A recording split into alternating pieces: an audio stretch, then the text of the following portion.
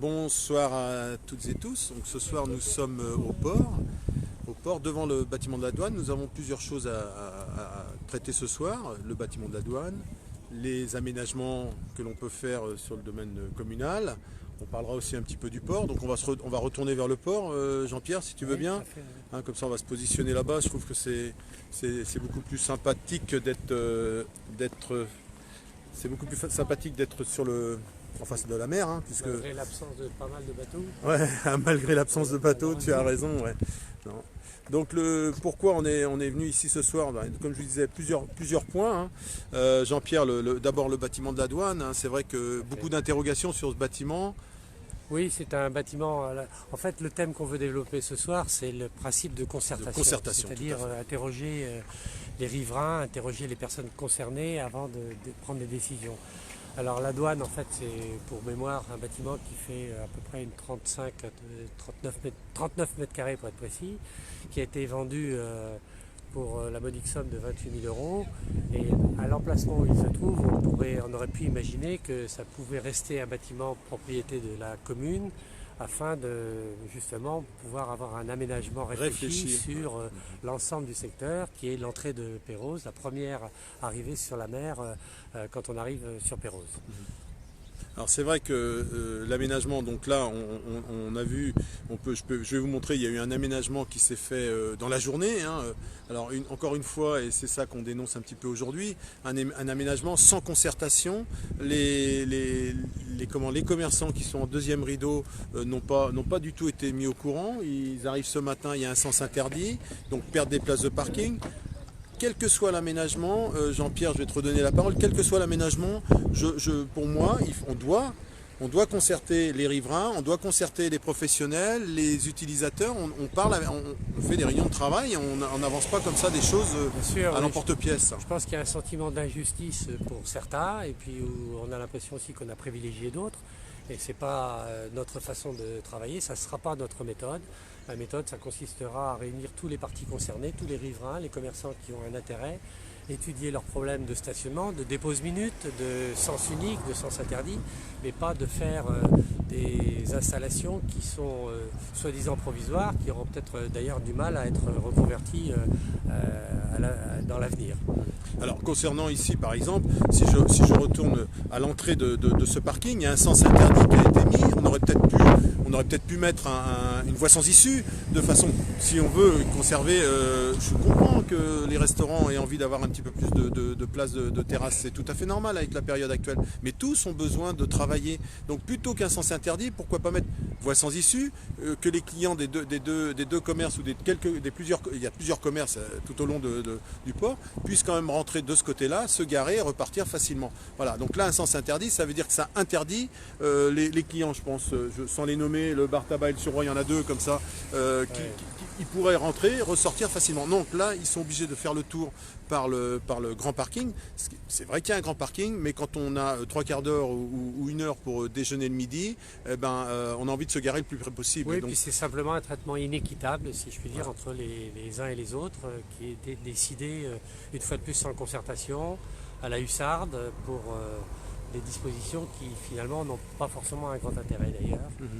Non, alors c'est vrai qu'on peut se poser la question sur les dates de réalisation de tous ces aménagements. Si on peut appeler ça des aménagements, c'est plutôt des fermetures, des suppressions de places sans réflexion. Je ne pense pas que les restaurants qui sont juste derrière nous, l'Ardoise et le bar chez Titine, vont utiliser les 14 places de parking qui ont été supprimées. Ça me paraît énorme, alors qu'il y avait certainement, en travaillant avec eux, possibilité de garder quand même l'accès au parking pour que les utilisateurs des autres commerces puissent quand même venir.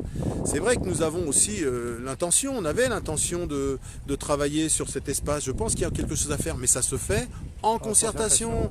On travaille avec tout le monde, on ne fait pas les choses, comme dit Jean-Pierre, rapidement. Pourquoi? Parce que c'est je vais y arriver, excusez-moi. Ce sont les élections dans une semaine, un peu plus d'une semaine, donc on fait tout comme ça, vite, vite, pour essayer de faire plaisir. C'est pas du tout ma façon de faire.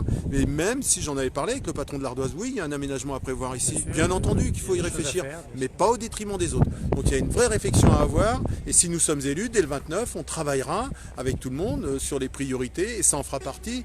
Mais mercredi prochain, ça m'énerve, je suis un peu aussi comme certains, c'est pour ça que je vais te redonner la parole Jean-Pierre, mais mercredi prochain nous serons à Tresstraus, c'est pareil, c'est tant mieux, même topo, tant mieux pour les commerces de vent, et c'est clair que c'était dans notre projet aussi de fermer devant, mais il faut penser au deuxième rideau, et on y sera mercredi parce que nous avons des idées d'aménagement qui serviront à tout le monde, il faut penser à tout le monde, pas simplement à quelques commerces. Voilà, Jean-Pierre, je te redonne la parole. Sur la gestion municipale, je voudrais parler de la gestion du port, puisque maintenant on voit dans le programme électoral de M.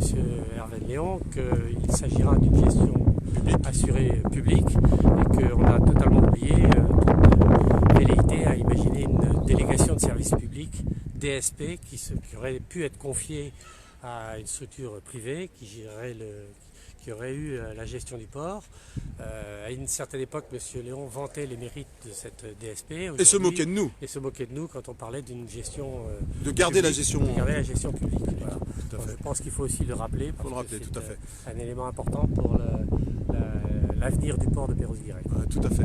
Donc je vous rappelle, ce soir notre idée c'était vraiment la concertation, travailler, et c'est comme ça que l'on fera, travailler, quels que soient les aménagements que l'on décidera sur la commune, et il y en a à faire, hein. Quand on nous pose la question quelles sont vos priorités, il y a tellement de priorités aujourd'hui pour rattraper certaines choses, et puis pour faire il y a des choses à faire, il y a des investissements structurants pour la commune, pour le bien de tous, mais en concertation avec les commerçants, avec les riverains, avec les utilisateurs, avec tout le monde. Et quand tu disais Jean-Pierre tout à l'heure, les arrêts minutes, les places de parking, les sens de circulation, tout ça doit être pris en compte. Et l'entretien, quand on est là sur cette passerelle qui doit être refaite, mais pourquoi la refaire? Il y a peut-être simplement un entretien régulier à faire et changer quelques planches, quoi. C'est quand même bon. On a un petit peu de passion quand on parle ce soir, mais c'est vrai que j'ai eu plusieurs commerçants qui m'ont appelé pour me dire que ce qui se passait, ils ne comprenaient plus, la gestion. Par la soudaineté des décisions, voilà. Et sans avoir même été interrogé et averti. Donc, voilà, donc si vous avez des questions, des suggestions, venez nous voir à notre local, vous pouvez me téléphoner, vous pouvez nous envoyer des mails, on est à votre disposition pour tout problème ou toute suggestion que vous auriez à nous faire. Il y a plein de choses à faire, on les fera, et si nous sommes élus, ce que je souhaite aujourd'hui. Donc si vous voulez que ça change, que vous soyez concertés, que vous voulez travailler dans les différents sujets qui seront abordés tout au long du futur mandat, eh bien on vous écoute, et pour qu'on vous écoute, parce que c'est pas neutre, eh bien votez pour nous, votez Pierrick Rousselot, Perros-Guirec, Cap sur l'avenir, et puis peut-être que les choses, je suis sûr que les choses changeront dès le 29 juin. Voilà, je vous souhaite à toutes et tous une très bonne... voilà des sportifs. Je vous souhaite une très bonne soirée, et puis je vous donne rendez-vous donc demain. Demain nous parlerons d'EHPAD. C'est aussi un sujet comme tous, hein, c'est un sujet très important. Voilà, bonne soirée à toutes et tous et à très bientôt. Bonsoir tout le monde. Voilà, bonsoir, merci, au revoir. Très bien, je crois qu'on est pas mal.